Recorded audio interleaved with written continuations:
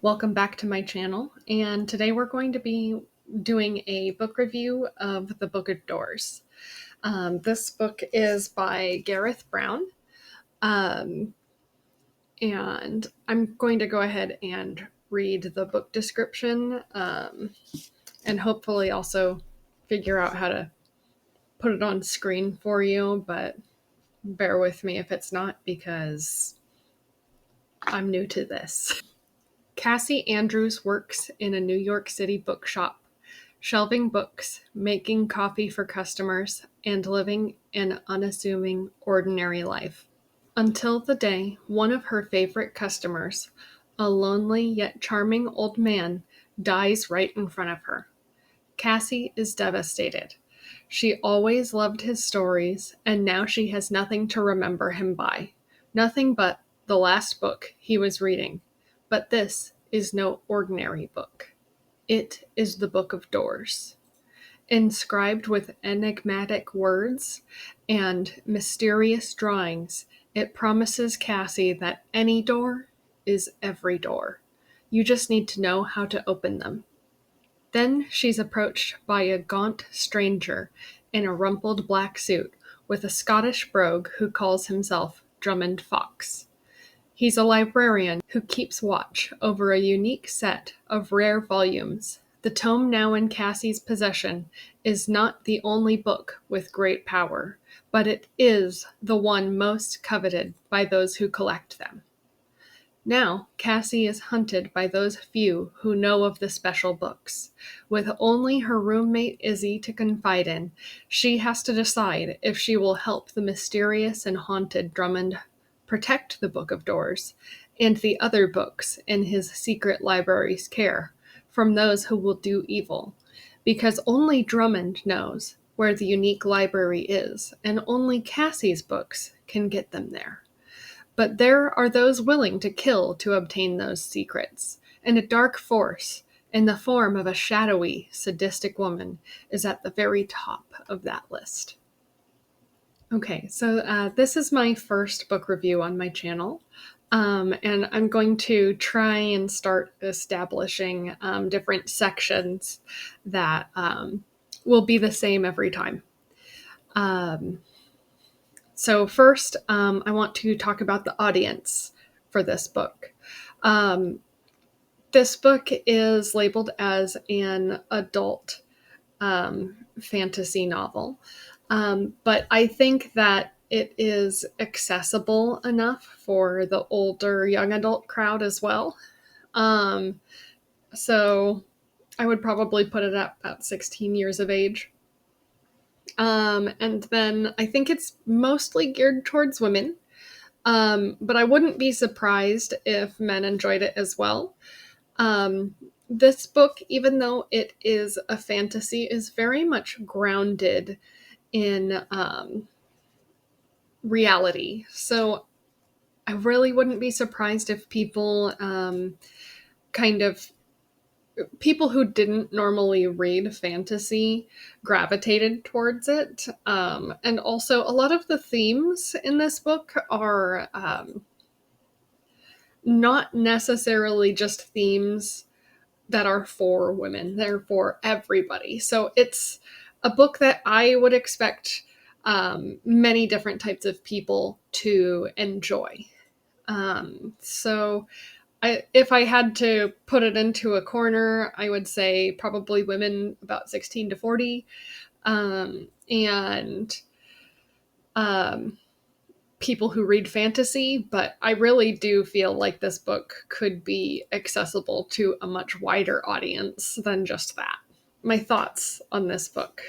And I do have some notes off to the side, so I'm sorry if I kind of glance away. It's really hard for me to describe how much this book made me feel. I can't even begin to explain how much I laud this book. It's been almost a year. I read this in August of 2024, and this book still lives rent-free in my head. It made me feel things so incredibly deep. I cried. I laughed. I I can't even begin to really explain how much this book meant to me. This book changed me, and for the better. Although this book is centered around very fantastical things, it's a very character-driven book. The characters are really the ones driving the story. It's not necessarily the fantasy. Um, of course, the Book of Doors itself is a it's a magical book. Just we know that from the book description. Um, but without people, the book is useless. It just sits on a shelf and does nothing. Without the people there, it's just an inanimate object. The people are the ones truly telling the story. The book is just a part of it. This story is a tale of grief and growing up and friendship and love. It is one of the most human fantasy books that I have ever read. I'm going to finish this up in just a second, but I want to say something before I get into spoiler territory. The only criticism I might have for this book is that, especially towards the beginning, like that act 1 of this book, the main character, Cassie, comes off as a little bit whiny, but throughout the story and how it progresses, that does go away. So it's really kind of more of a footnote of a note than anything else, especially because the character does grow a lot throughout the story. She's not a static character. She's very dynamic, always growing and learning, just like us. So now I'm going to go ahead and jump into spoiler territory. I did talk a little bit about grief there, but I'm going to get a little bit further into it. I'm trying to stay a little bit vague for people who are going to continue to watch, whether I gave them a spoiler warning or not. But there are going to be spoilers here. It becomes fairly obvious after a little while that you're going to watch a certain scene in different perspectives multiple times. And with each new entry into that one scene, it becomes deeper the closer you get to those characters. You also see this moment where, because everything just aligned so perfectly with Cassie in a particular moment during one of like the more climactic scenes of the book, everything aligns so perfectly that she is able to do something that no one has ever done before. And of her grief and sadness and rage and all of those tumultuous emotions in that moment, of all of that, this great creation is made. And for me, that resonated very deeply because as an author, I put a lot of myself and my emotions and my feelings into my books. Without feeling the grief of my divorce and the fallout of losing a lot of friendships because of it, I wouldn't have been able to write my most recent novel, Be Still My Undying Heart.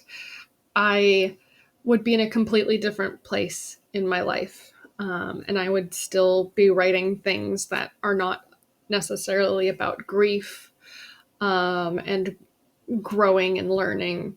I would still be writing things for my own escapism, to forget about life and to become separate from where I was at in a very dark place in my life.